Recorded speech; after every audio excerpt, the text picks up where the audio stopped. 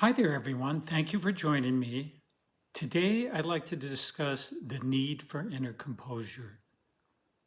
Now, the ancients believed that a person who could achieve a quietude within their consciousness was best equipped to resist any and all incidents and accidents that might enter into their life. They believed that the reason that most people have not been able to reach a sufficient level of awareness is due to neglect. Now, neglect can come as a result of ignorance, indifference, or just a lack of willpower. Now, one story that has come down through time regarding Plato is that he had received a piece of land to establish his academy, but it was a swamp and it was very unhealthy. He had only been at the property a short time when he became sick with a fever, and his disciples were afraid that he must leave the land and find a better area for their academy.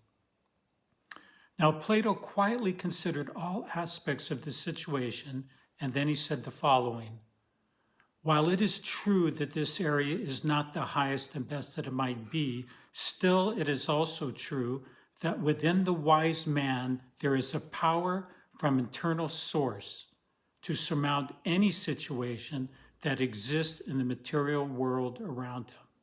Therefore, the wise man must rise above the unhealthiness of any location, and he can do this if he can become sufficiently healthy in his own consciousness. Now, Plato remained in that swampy area and gradually recovered from his illness and continued to keep his academy at that site for many years. Now, in this example from Plato's life, we find this ability to reach an inner composure used to overcome a physical difficulty. The ancient teachers also recognized a far greater threat to the health of people, and that was fear, uncertainty, and negative attitudes. To reach a greater state of composure, the ancient teachers relied on the belief that the greatest help that anyone can find to assist them to achieve a healthy state was through recognizing the help of the spirit within ourselves.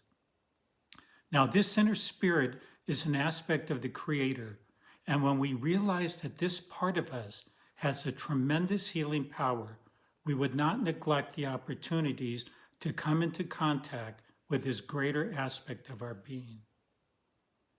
Understanding that we can bring a greater aspect within ourselves into our life is one of the first steps to reaching a greater state of enlightenment.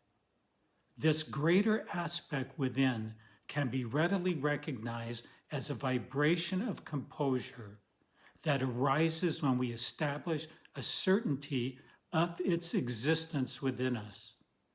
As we achieve an inner poise in the realization that a greater part of us is present and ready to assist us, we begin to have less doubt and less destructive negative thoughts towards situations that confront us.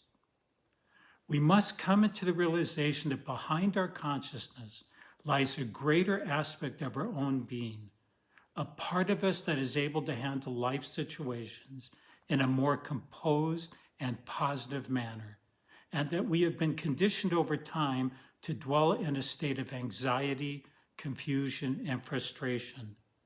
That has led us away from the awareness that our own inner life can transform any situation and permit us to live a healthy life. A Greek philosopher was asked by the father of a young man who was to be a student, "What is my son going to gain if he becomes a master of philosophy?"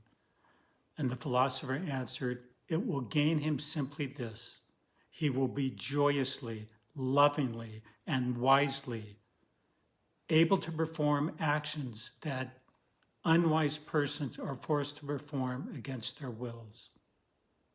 Now, it is our choice whether we will allow circumstances to affect us or through the contemplative life bring forth that inner composure that helps us address all circumstances in a manner that they don't bring us pain, sorrow, and illness. Health is affected by our own inner thoughts, emotions, and conduct in life. When we bring an inner state of composure into our life, we are actually reaching that higher state of awareness known as the overself or oversoul. We can continue to go on criticizing life, condemning other people, and pressing relentlessly to preserve our notions of how the universe should be run. This leads us to sickness and illness, or we can allow this greater and wiser aspect of ourselves to become more established in our life and have more peace, joy, and a greater understanding of the lessons we are here to learn.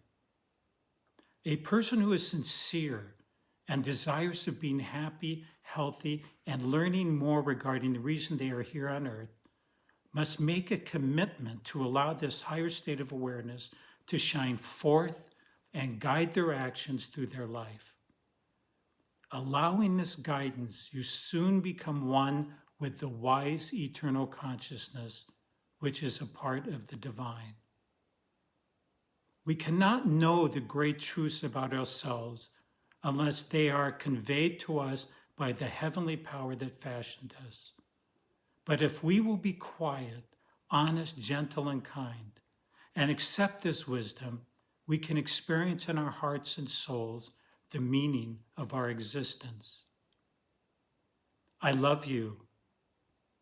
You are a soul. You are power. You are light. And you are love. Blessings until we meet again.